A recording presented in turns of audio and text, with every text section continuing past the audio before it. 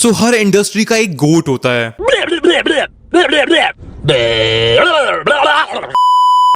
ये वाला गोट नहीं, ग्रेटेस्ट ऑफ ऑल टाइम वाला, लाइक क्रिकेट में विराट कोहली, फुटबॉल में क्रिस्टियानो रोनाल्डो एंड चेस में मैग्नस कार्लसन। ये मैं तुम्हें क्यों बता रहा हूँ? वेल, मैंने Naruto, dragon ball and bleach complete कर रखे हैं एंड ऑल्सो वन पीस के भी काफी सारे एपिसोड्स देख रखे हैं। सो मेरे दिमाग में ये परसेप्शन बन रखा था कि यही 4 एनिमे शोनेन एनिमे हिस्ट्री के ग्रेटेस्ट एनिमेज हैं। एंड जैसा कि हर एनिमे देखने वाले बंदे के साथ होता है, मेरी यूट्यूब फीड पर मोस्टली एनिमे से रिलेटेड ही कंटेंट आता रहता है। बेसिकली मैंने काफी सारे वीडियोस देख रखी हैं जहां पर एनिमे फैंस अपने favourite animes and anime characters को रैंक करते हैं। उन सारी वीडियोस, उन सारे आर्टिकल्स में इन चारों एनिमेज का नाम तो डेफिनेटली आता है, बट एक ऐसा एनिमे जिसका नाम हमेशा कॉन्स्टेंटली ग्रेटेस्ट शोनेन एनिमेज की लिस्ट में आता है एंड कुछ लोग तो इवन उसे शोनेन एनिमेज का गोट भी कंसिडर करते हैं। वो एनिमे है हंटर एक्स हंटर। इसी रीजन की वजह से बहुत टाइम से हंटर एक्स हंटर मेरी वॉच लिस्ट में थी, बट कॉलेज के ड्रामे एंड कुछ और रीजन की वजह से मेरे को हंटर एक्स हंटर को देखने का टाइम नहीं मिल पाया एंड वो मेरी वॉच लिस्ट में ही पड़ी रह गई। मैं ऑलमोस्ट हंटर एक्स हंटर के बारे में भूल ही गया था, बट तभी एनिमे कम्युनिटी में एक कंट्रोवर्सी स्टार्ट हो गई। एंड अगर तुमने मेरे को कुछ टाइम से सब्सक्राइब कर रखा है एंड तुम मेरे को जानते हो तो तुम्हें पता ही होगा कि मेरे को कलेश कितने ज्यादा पसंद है। एंटीसी एंटीसी एंटीसी। I don't like violence. I avoid, but violence likes me. I can't avoid.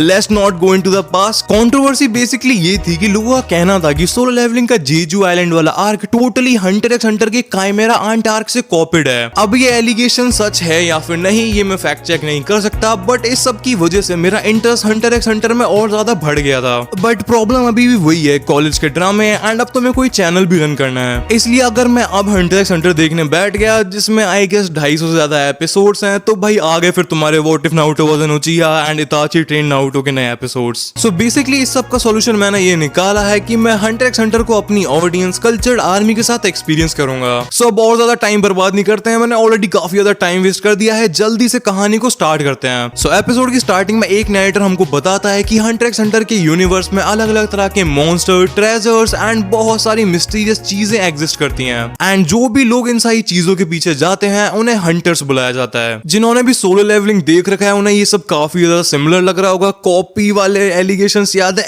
So episode start होता है एंड हमको व्हेल आइलैंड को दिखाया जाता है जहां पर मोस्टली लोग मछलियों को पकड़कर एंड बेचकर सरवाइव करते थे। एंड नेक्स्ट सीन में हम हमारे मेन कैरेक्टर गॉन को देख पाते हैं जो कि एक पेड़ पर बैठकर फिशिंग करने लग रहा था। सीन चेंज होता है एंड हमको गॉन की आंटी मीटो को दिखाया जाता है जिनसे कुछ आइलैंड के लोग पूछने लग रहे थे कि क्या गॉन अभी भी उस मास्टर ऑफ सॉम के पीछे पड़ा हुआ है। हमको आंट मीटो की शक्ल पर टेंशन साफ दिख रही होती है एंड वो कहती है कि हाँ, वो पूरे हफ्ते से उस मॉन्स्टर को ही पकड़ने में लग रखा है। एक दूसरा आदमी आंट मीटो से कहता है, मैंने सुना है तुमने गॉन से प्रॉमिस किया है कि अगर वो मास्टर ऑफ सॉम को पकड़ लेगा तो तुम उसे हंटर एग्जाम्स के लिए जाने दोगी, क्या ये सच है? आंट मीटो उसका कुछ भी रिप्लाई नहीं देती है, बट वहीं पर खड़ा एक आदमी कहता है कि उस मॉन्स्टर को पकड़ पाना इम्पॉसिबल है, अगर 5 लोग मिलकर भी उसे बाहर खींचेंगे तब भी उसे बाहर नहीं निकाल पाएंगे। वो कहता है, मेरे को तो लगता है कि मीटो नहीं चाहती है कि गॉन हंटर एग्जाम्स देने के लिए जाए, तभी उसने ऐसी कंडीशंस रखी हैं उस बच्चे के लिए। वो दोनों आदमी वहां से बात करते करते जाने लगते हैं एंड उनमें से एक आदमी की बात से हमें पता चलता है कि लास्ट टाइम मास्टर ऑफ सॉम को गॉन के पापा ने ही पकड़ा था जब वो गॉन की एज के थे। हमको फिर से गॉन को दिखाया जाता है एंड उसकी फिशिंग रॉड में कुछ मूवमेंट होने लग रही थी। फाइनली एक हफ्ते तक कोशिश करने के बाद वो मॉन्स्टर गॉन की फिशिंग रॉड में फंस गया था, बट जैसा कि उन आदमियों ने बताया वो मॉन्स्टर बहुत ही ज्यादा बड़ा एंड पावरफुल था। मैं मुस्कान कारिया के जैसा साउंड क्यों कर रहा हूँ? I bet you don't know this. Anyways वो मॉन्स्टर इतना ज्यादा पावरफुल था कि वो गॉन को ही उस तालाब की तरफ खींचने लगता है, बट गॉन अपना आइंस्टीन लेवल का आईक्यू यूज करता है एंड अपनी फिशिंग रॉड को एक पेड़ में फंसाकर उस मॉन्स्टर को बाहर खींचने लगता है। गॉन अपनी पूरी बॉडी स्ट्रेंथ का यूज करके उस मॉन्स्टर को बाहर की तरफ खींचता है एंड वो ऐसा कर लेता है एज उसे फिजिक्स आती थी। वो सिर्फ अपनी आर्म स्ट्रेंथ का यूज नहीं करता है, वो अपने पूरे बॉडी वेट एंड पूरी बॉडी की स्ट्रेंथ का यूज करता है एंड ऐसा करने के लिए वो फिजिक्स के एक कॉन्सेप्ट पुली का यूज करता है। ये फिजिक्स के बारे में बताने के पीछे का रीजन ये है कि एनिमे के साथ साथ पढ़ाई लिखाई भी कर लिया करो, वरना तुम्हारा भी कुछ ऐसा हाल हो सकता है। अरे एल्विश भाई के आगे कोई बोल सकता है क्या? एल्विश भाई! Stop it. Get some help. Gone जब उस मॉन्स्टर को पानी से बाहर निकालता है तब हमें पता चलता है कि वो मॉन्स्टर कितना ज्यादा बड़ा था, जिससे हमें समझ में आता है कि गॉन के पास नॉर्मल लोगों से काफी ज्यादा स्ट्रेंथ है। सारे आइलैंड के लोग मास्टर ऑफ सॉम को देखकर काफी ज्यादा एक्साइटेड एंड शॉक्ड हो गए थे, क्योंकि लास्ट टाइम लोगों ने उस मॉन्स्टर को 20 साल पहले देखा था जब गॉन के पापा ने उसे पकड़ा था। बेचारे मास्टर ऑफ सॉम का पूरे आइलैंड के लोगों के सामने एग्जीबिशन लग रखा था, तभी आंट मीटो वहां पर आ जाती है एंड वो काफी ज्यादा दुखी लग रही थी। गॉन भागकर आंट मीटो के पास जाता है एंड उनसे कहता है, जैसा मैंने कहा था मैंने मास्टर ऑफ सॉम को पकड़ लिया है एंड अब मैं हंटर एग्जाम्स के लिए जा सकता हूँ ना आंट मीटो। मीटो गॉन की बात का कुछ भी रिप्लाई नहीं देती है एंड फिर नेक्स्ट सीन में हमको गॉन का घर दिखाया जाता है, जहाँ पर एक बूढ़ी अम्मा आंट मीटो से बात करने लग रही थी। वो कहती है कि वो बिल्कुल अपने बाप पर ही गया है। लास्ट टाइम 20 साल पहले जिंग ने उस मॉन्स्टर को पकड़ा था एंड उसके बाद से कोई भी उसे पकड़ नहीं पाया है। आंट मीटो अभी भी काफी ज्यादा सैड लग रही थी एंड वो बूढ़ी अम्मा उन्हें समझाने की कोशिश करने लग रही थी कि हम कुछ भी कर ले, हम गॉन की डेस्टिनी को चेंज नहीं कर सकते हैं एंड हमें उसे जाने देना होगा। नेक्स्ट सीन में गॉन हंटर एग्जाम्स के लिए पैकिंग करने लग रहा होता है, तभी आंट मीटो उससे पूछती है, तुम्हें पता भी है ना तुम क्या करने जा रहे हो? गॉन कहता है बिल्कुल। मीटो गॉन को समझाने लगती है कि हंटर बनना कितना ज्यादा डेंजरस काम है। वो गॉन से कहती है, तुम्हारे पापा तुम्हारे पैदा होते ही तुम्हें छोड़कर चले गए थे हंटर बनने के लिए एंड वो कभी भी वापस लौट कर नहीं आए। गॉन कहता है मेरे को पता है एंड इसीलिए मैं एक हंटर बनना चाहता हूँ। मीटो ये सुनकर काफी ज्यादा हैरान हो जाती है। गॉन एक्सप्लेन करता है कि जरूर हंटर बनना काफी ज्यादा मजेदार काम होगा, वरना कोई आदमी अपनी फैमिली को ऐसे छोड़कर क्यों जाता हंटर बनने के लिए। आंट मीटो गॉन पर चिल्लाने लगती हैं एंड कहती हैं, तुम्हें पता भी है हंटर बनना कितना ज्यादा डेंजरस जॉब है, तुम हंटर बन के 50 तरीकों से मारे जा सकते हो, तुम्हें समझ भी आ रहा है तुम क्या कर रहे हो? गॉन कहता है कि हाँ मेरे को कुछ भी समझ में नहीं आ रहा है, बट मैं समझना चाहता हूँ कि मेरी डैड के लिए हंटर बनना इतना ज्यादा इंपॉर्टेंट क्यों था कि वो ऐसे अपनी फैमिली को छोड़कर चले गए। आंट मीटो काफी ज्यादा लंबा पॉज लेती हैं एंड कहती हैं, तुम सच में जिंग के ही बेटे हो। सीन चेंज होता है, हमको अगली सुबह का सीन दिखाया जाता है जहां पर गॉन अपनी फुल पैकिंग करके हंटर एग्जाम्स के लिए जाने लगता है। गॉन आंट मीटो से प्रॉमिस करता है कि वो हंटर एग्जाम्स को पास करके एक हंटर बन के रहेगा।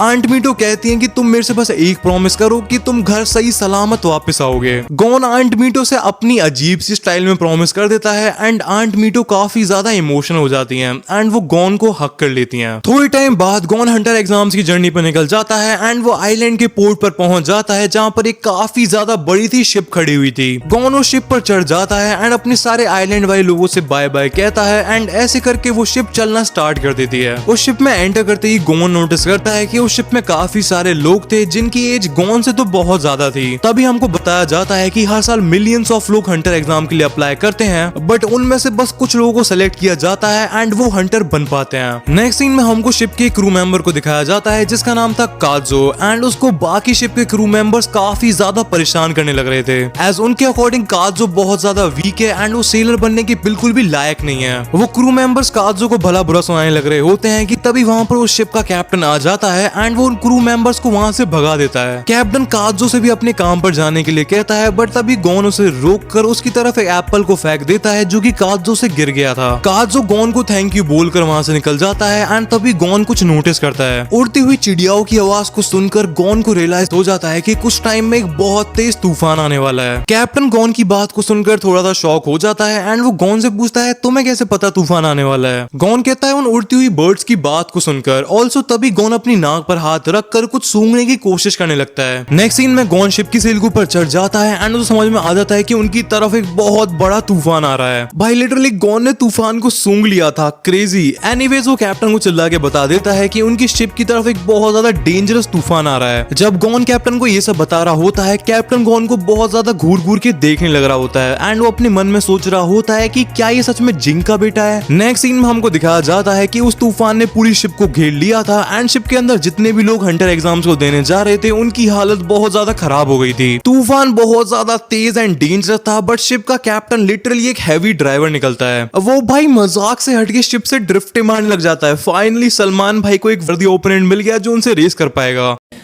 मैं आ जाऊं क्या अपनी पर? सो कैप्टन की इतनी ज्यादा क्रेजी ड्राइविंग की वजह से शिप डूबने से बच जाती है एंड तूफान भी थोड़ा बहुत शांत हो जाता है। बट शिप में जितने भी लोग हंटर एग्जाम्स को देने के लिए जा रहे थे सबकी हालत बहुत ज्यादा खराब हो गई थी। कैप्टन हंटर एग्जाम के एप्लीकेंट्स को चेक करने के लिए जाता है एंड वो देखता है कि वो सबके सब बेहोश पड़े हुए थे। बट तभी वो नोटिस करता है कि गॉन को कुछ भी फर्क नहीं पड़ा था एंड इवन वो दूसरे लोगों की भी मदद करने लग रहा था। गॉन के अलावा दो बंदे और थे जिन्हें कैप्टन की क्रेजी ड्राइविंग से कुछ भी फर्क नहीं पड़ा था। उनमें से एक बंदा तो अपना मस्त लेटकर कोई बुक पढ़ने लग रहा था एंड दूसरा बंदा एप्पल खाने लग रहा था। ऑल्सो जिस लड़के काजू का सब मजाक उड़ाने लग रहे थे पूरे क्रू में बस एक वही बंदा था जो कि इस स्टॉर्म को सरवाइव कर पाया था एंड वो गॉन के साथ मिलके बाकी लोगों की मदद करने लग रहा था। इसके बाद नेक्स्ट सीन में कैप्टन गॉन एंड बाकी दोनों बंदों को अपने कैबिन में बुला लेता है एंड उनसे उनके नाम पूछता है एंड हमको बताया जाता है कि उस येलो बाल वाले लड़के का नाम कूरा पीका था एंड उस सूट वाले बंदे का नाम लियोरियो था। उनके नाम जानने के बाद कैप्टन उन तीनों से पूछता है कि वो किस रीजन की वजह से हंटर्स बनना चाहते हैं। ये बात सुनकर लियोरियो कैप्टन पर चिल्ला पड़ता है कि तुम कोई एग्जामिनर नहीं हो, मैं तुम्हें कुछ नहीं बताने वाला। कैप्टन बोलता है मैंने जो पूछा है बस उसका आंसर दो। तभी गॉन बोल पड़ता है कि मेरे को हंटर इसलिए बनना है क्योंकि मेरे डैड भी एक हंटर थे एंड मेरे को जानना है कि मेरे डैड हंटर बनने के लिए इतने ज्यादा ऑब्सेस्ड क्यों थे एंड इसी रीजन की वजह से मैंने व्हेल आइलैंड को छोड़ा है ताकि मैं पूरी दुनिया का बेस्ट हंटर बन पाऊं। व्हेल आइलैंड का नाम सुनते ही कैप्टन का डाउट क्लियर हो जाता है एंड उसे समझ में आ जाता है कि गॉन जिंग का ही बेटा है। कैप्टन को सोचने लग रहा होता है तभी लियोरियो गॉन से कहता है तुम्हें इस आदमी को कुछ बताने की जरूरत नहीं थी बच्चे। गॉन कहता है कि ये बताने में क्या जा रहा है, मेरा हंटर बनने के पीछे का रीजन कोई सीक्रेट तो है नहीं। लियोरियो कहता है तुम्हारा जो मन करे वो करो बच्चे, बट मैं तो इस बुड्ढे को कुछ भी नहीं बताने वाला। तभी कूरा पीका कहता है मैं भी लियोरियो की बात से एग्री करता हूँ। लियोरियो कूरा पीका से चिल्लाकर बोलता है इट्स मिस्टर लियोरियो फॉर यू, तुझे किसी ने सिखाया नहीं कि अपने बड़ों से कैसे बात करते हैं। कूरा पीका लियोरियो को कंप्लीटली इग्नोर कर देता है एंड कहता है कि मैं यहाँ पर झूठ बोल देता बट वो मेरे उसूलों के खिलाफ है, इसीलिए मैं आपको कुछ भी नहीं बताने वाला एज मेरे कुछ बहुत ही ज्यादा डार्क एंड डीप सीक्रेट्स हैं। तभी कैप्टन उनसे कहता है तुम दोनों ने मेरे क्वेश्चंस का आंसर देने से मना कर दिया। हाँ काजो एक काम करो, एग्जामिनेशन कम्युनिटी को मैसेज भेज दो कि दो बंदे और फेल हो गए हैं। कैप्टन की बात सुन के दोनों कूरा पीका एंड लियोरियो की तरफ देखने लगते हैं एंड कैप्टन बताता है कि हंटर एग्जाम ऑलरेडी स्टार्ट हो चुके हैं। ना जाने कितने बंदे हर साल हंटर एग्जाम्स के लिए अप्लाई करते हैं एंड एग्जामिनर्स के पास इतना टाइम एंड रिसोर्सेज नहीं है कि वो सबको रिव्यू कर पाए, इसलिए हम जैसे लोगों को हायर किया जाता है एप्लीकेंट्स की क्वांटिटी को कम करके पोटेंशियल रखने वाले बंदों को आगे भेजने के लिए। कैप्टन बताता है कि इस शिप पर अब बस तुम तीनों ही बचे हो जो अब तक फेल नहीं हुए हो एंड तुम आगे बढ़ोगे या नहीं ये मेरे ऊपर डिपेंड करता है, इसलिए मैं तुमसे एक बार और पूछता हूँ कि तुम हंटर क्यों बनना चाहते हो। कूरा पीका बताता है कि वो कर्टा क्लैन का लास्ट सर्वाइवर है एंड 4 साल पहले क्रिमिनल्स के एक ग्रुप ने कूरा पीका के पूरे क्लैन को खत्म कर डाला था। ये स्टोरी कहीं सुनी हुई लग रही है, क्लैन खत्म ये सारे काम यूजुअली एक ही बंदा करता है।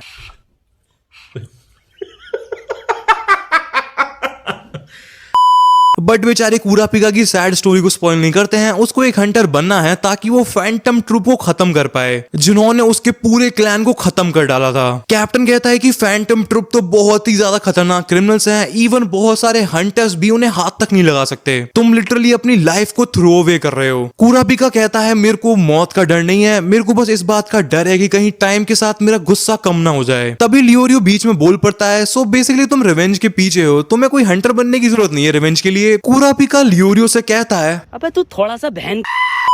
कूरा पीका एंड लियोरियो के बीच में लड़ाई चालू होने वाली ही थी कि तभी गॉन लड़ाई को प्रिवेंट करने के लिए लियोरियो से पूछता है कि उसे किस लिए हंटर बनना है। लियोरियो कहता है सिंपल है, मेरे को चाहिए पैसा, क्योंकि पैसा है तो बड़ी बड़ी बड़ी बड़ी बातें। आई मीन मेरे को हनी सिंह के जैसे मिलियनर सॉन्ग पर रील बनानी है, Italy the made fat cigar millionaire.